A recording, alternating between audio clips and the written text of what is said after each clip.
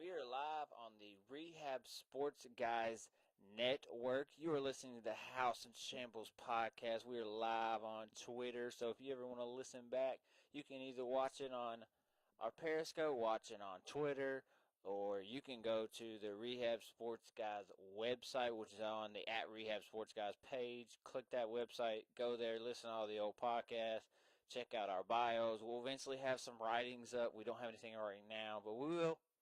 Don't worry, we will have something up soon, I promise. Welcome in. We're talking about the Arkansas Razorbacks football team, and we'll touch base with where the Razorbacks baseball team is right now in their season. This is going into the third weekend of the baseball season. What is up, David? What's up, my brother? Man, I did just doing a little search before we came back on live, and I saw that the baseball team was up 1-0, so that's a quick header before we even start touching on it, really. Awesome. That's great. But yeah, about football, where you want to start, homie? I think the big news from the last week or so, really, since we talked, was someone that we both were kind of high on, and T.J. Hammonds is basically not on the football team. Yeah, I fully expect him to be done. I really do. Like, there's something going on there that people don't really know about that hasn't really came out, in my opinion. He probably has some injuries, but there's something tells me there's more to it than just that. So, do you think it's more like personal reasons, action reasons, I injury think that's I think maybe it's actions. lingering? I think it's actions, and I think it's injuries. And that's Being kind of honest, what I was thinking with because he's him. not really that big of a guy either. So I mean, he probably got injured a whole lot worse than people thought he did, especially being his size. And I guess Coach Morris respects him enough that he kind of hasn't come out Put and his said business out there. anything. He just don't want to put his business out there like that, which I can respect that. Kind of wish they would have done that with the two dudes that got suspended last year. I mean, different teams handle or different coaches handle things a different way, you know? It's the same coach. Well, I mean, different situations call for different actions. Okay, I agree with you there. Some things you kind of, whenever something like that happens, you kind of just got to call it for what it is and just shake them and try to wake them up. And so be like, you cannot do that. I agree. I agree with that 100%. And it's one of I those mean, things. if it's football related, like if it's something that was on the field. Yes, if it's off the field, then you're talking about a completely different situation. Yes, that's venturing off into personal, and you don't as a coach that's a bad look as a coach that's a bad look to spill your players' personal business. Absolutely, I agree with you 100% on that fact. But it's not all. For what it was last year, it was a rebuild, man. We were year one with a team full of players that either didn't buy into the system, didn't fit the system, and then there was the ones that did. They were few and far between. Yeah, and I think that's where what caused the greatest divide in the program is the fact that uh, a lot of the players kind of quit, like a lot of or gave up. Not a lot of them, just some. There was a small few. I'll say a small few. Now, people like Drake Greenlaw, no, he was full in, bled, everything. I'm one of my favorite Razorbacks, but there were some that kind of were just like, you know what, I'm here for me. I don't care what Yeah, he has to say. And And then you could kind of tell the ones that were there just because they were there before and they weren't going to leave because they knew they weren't going to be able to be anywhere better. wasn't no point. I mean, at that point in time, Like to me, I'm not going to name names, but there's still certain players on the team right now that I feel like are just there because they know that if they left, they would never see the field again. yeah.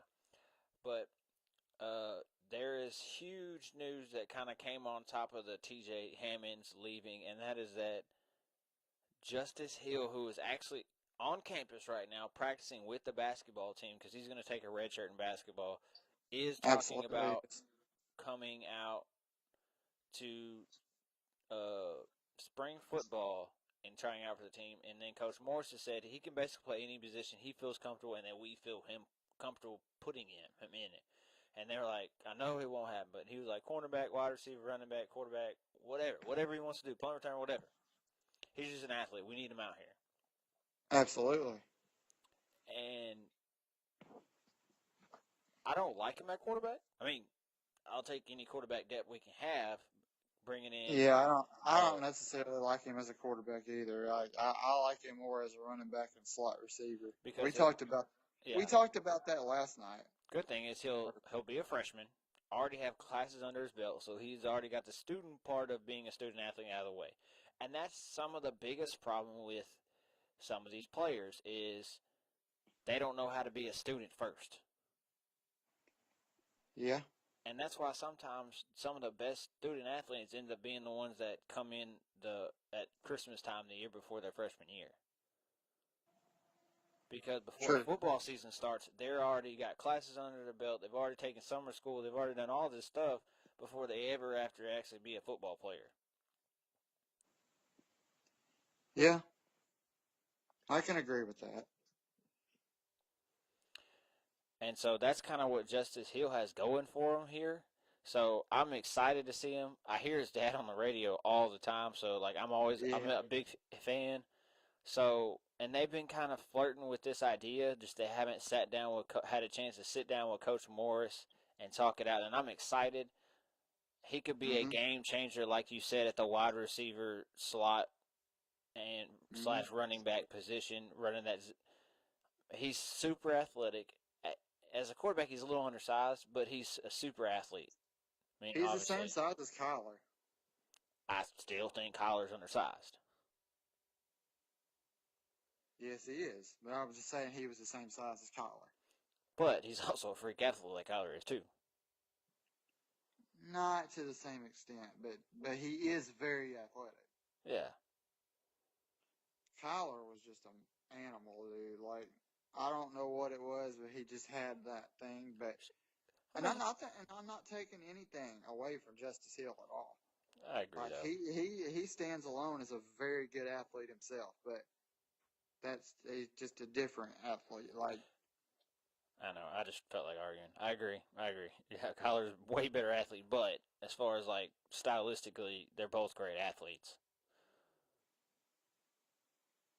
yeah, I think it. I was hoping that he would play football. I would really was because he did a phenomenal job at and he won a state title this year. Yeah. I mean, he beat two of his former teammates. Or he Yeah, beat two of his future teammates. I'm sorry. yeah, He beat. I mean, the dude had the best tight end in the country and one of the best wide receivers in the state, all on the same team. They were putting up stupid numbers, and he beat them. Well, his team beat him, but still, he yeah, threw like 37 touchdowns and 4 interceptions with 71% completion percentage. yeah. But there's a whole lot of difference between 5A football and SEC, especially whenever with our offensive line being like it is. I would not want him back there. He would get murdered. I agree. He would get absolutely murdered, and then that screws him and us in basketball too. So we kind. I mean, I know that you run a risk playing both anyway, but I don't see the point of him playing quarterback and really, really, really risking it. Speaking of quarterbacks, why don't you go in and talk a little bit about Ben Hicks and maybe getting Starkle and how Yeah, all that'll work? And I've got to take a quick call, and you kind of talk about it for a minute. yeah. I think, in my personal opinion, that Ben Hicks, at the time that we picked him up, was a very good pickup for us, and he was better than what we had, and he had the leadership, he knew the system, he knows what to do under Chad, and that's that's a very that's a very big thing right now for us is to have somebody that knows what they're talking about and knows the verbiage and knows the plays, knows the play calls, all that kind of stuff right there. It's very, very big for the program. But with that said, getting somebody like Nick Starkle from Texas A&M with big game experience and has proven himself worthy in the SEC, that could be a big time get, even more so, where we could have a good number one quarterback and we could have a solidified backup.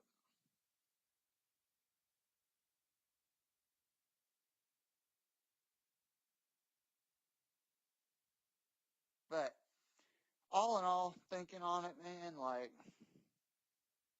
I really, I really think that Nick Starkle is going to end up with the job if he gets if we get him. I think he gets the job, and I think Ben Hicks will get the second string job, which is good for KJ Jefferson. In all honesty, this is the best situation for KJ Jefferson and probably for Starkle because with us he would start with Starkle starting he would get 2 years and then that would give KJ Jefferson time to redshirt and learn the program, learn the plays, learn the system, and all that stuff. And yeah, I really like that fit. To be honest with you, I really, really like that fit.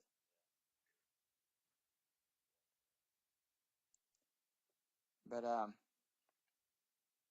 expectations wise, I think if we get somebody like Starkle and our offensive line has any kind of improvement, then we could see 7 wins. If we get Starkle with no offensive line improvement, it's going to be probably 5 wins this year. And Ben Hicks, same thing. If we don't get Starkle and Ben Hicks is the starter, I could see 6 wins with the improved line. If we get Ben Hicks with no Starkle and a bad offensive line, it's probably going to be not much better than it was last year. All right, all good points. So you're thinking Nick Starkle's going to be at Ben Hicks. Is that what you're saying? Yes, KJ would be third absolutely. string. I'm Oh not yeah, against that. My honest opinion is they're both grad transfers, right? they are, but Hicks would be a one and done year guy. Yeah. Starkle, if we got him, he has 2 years. I think if they're even, they'll give it to Ben Hicks because they have uh, a Starkle for history with another him. year, Say what? and and they have Starkle for another year. And they have Starkle for another year. I mean, me and you have looked at the old SMU highlight. If he can be anywhere near any of that with this talent at wide receiver and possibly tight end, with Harrell moving to tight end, I True. really think Hicks is your guy. And Because don't forget too, we have CJ, not CJ, yeah, CJ O'Grady playing tight end too. So So that gives us two big tight ends yeah, so I'm and O'Grady showed a lot of talent the last. last what month of the season. Yes, the last 6 games of the season, or maybe the last 8 games of the season, he really showed up.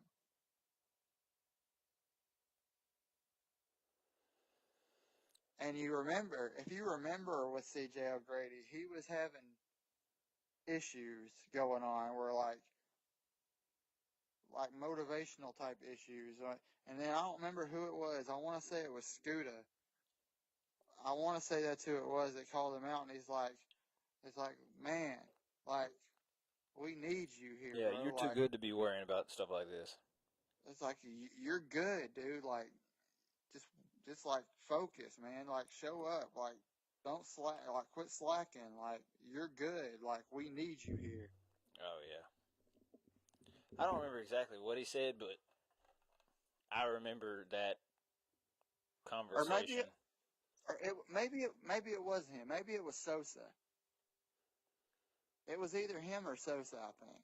That's a possibility. I mean, I just don't remember exactly who It was it one of was. the two of them. I know that much.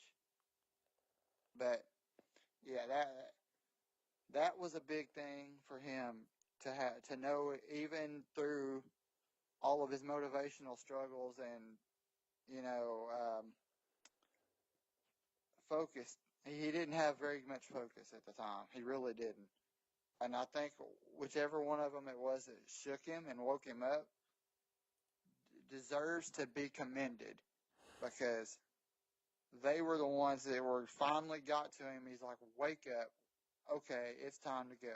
Because he was, I think he's one of very few tight ends to ever have two touchdowns in the same half against an Nick Saban led Alabama Crimson Tide defense. So that in itself just tells you how good he can be, and that's with who he had at quarterback and playing offensive line. And so if you're better in those two positions that we've been told we're going to be better at, because I do like Coach Fry, I absolutely love Coach Craddock. I love what they're doing with the quarterback room. So I think both of those position groups will be 100% better than they were last year. I completely believe in Coach Morris. So at the same time, we've got to be patient. And I think you said it. I don't remember exact numbers, but 4 to 5 to 6 wins, I'm okay with that. If you win all your non-conference and sneak out a couple in the conference, it's like, okay, we're going in the right direction, but we've got to be competitive. I don't want to go out there and get our butts kicked by 4 or 5 touchdowns by some of the cream of the crop. If you play like you do against LSU, against several of the big powers, I'm okay with only winning 2 or 3 SEC games. It's just you can't get embarrassed and still only have 1 or 2 SEC game wins. That's not a good look. Yeah, I don't. I think it's a big thing to me where if our offensive line doesn't show itself to be better than it was last year, it's not going to matter who the quarterback is because it's not really going to be much different. And you're making points that I've always said. If you Yeah, don't have an offensive line, you could have 3 Heisman trophies in your backfield. It doesn't matter. sure. And we have what, like 4 or 5 receivers coming in that are 3 or 4 stars. You got a basically a 5-star tight end coming in. You got O'Grady. You've got I said his name. Moving from wide receiver tight end. Yeah. That's my name. Also, we had another player change positions too. Oh, one went from what, cornerback to running back? Yeah, Jordan Curtis. Jordan Jordan Curtis went Curtis. from That's right. cornerback to running back, and he played running back in high school. Yeah. So He didn't really change position. He just kind of played probably what, both in high school, and then chose cornerback in college. And then they were asking him because of transfers and the fact that our starting running back is out right now due to injury or nursing an off-season injury. that you really need the depth right now. Because that, Yeah, yes, that's the big. That's another thing for me, like with the whole quarterback thing with Starkle and Ben Hicks. Either way it goes, we win because we have better depth. We would have better depth at quarterback this year than we had probably in the last 4 or 5 years. yeah, Like you would have Starkle, that's what, Hicks, Jefferson, John Steven. yeah. Like you would But have at with least a all this, manageable room. with all this depth, I think Nolan decides it's time to just play baseball. Yeah, he should. Just, I mean, especially depending on what Justice Hill decides to do.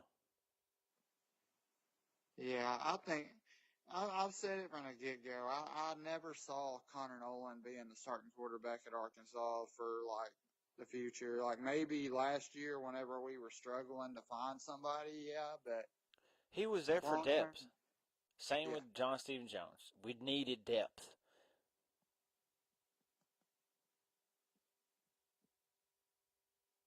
And that's the thing when you're playing in a conference like the Southeastern Conference with this much talent. You might have good starters, but if you don't have good backups, if somebody gets hurt, you're gone. That was the problem with our linebacking crew is they up until Chavis, they played so much time. If any of them got hurt, our defense suffered tremendously.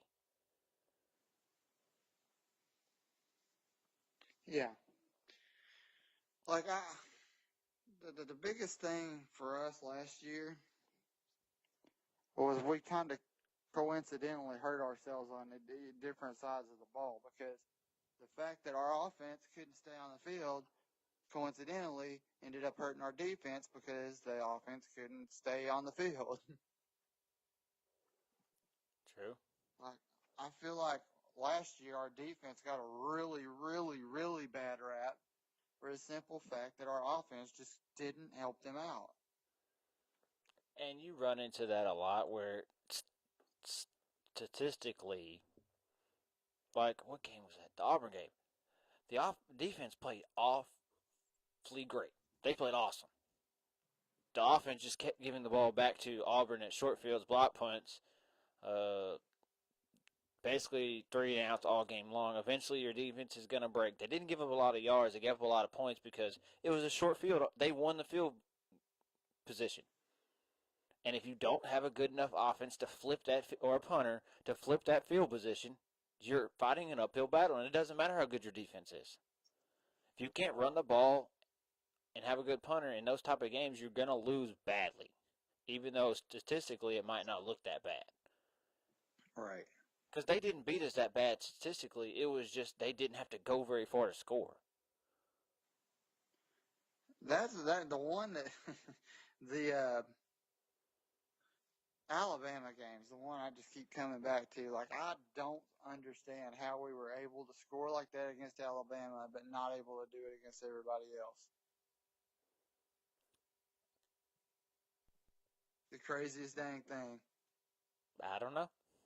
I Just Styles maybe. I think that might just be. That's a good look going forward. We were able to score, but we couldn't stop them. no, we couldn't.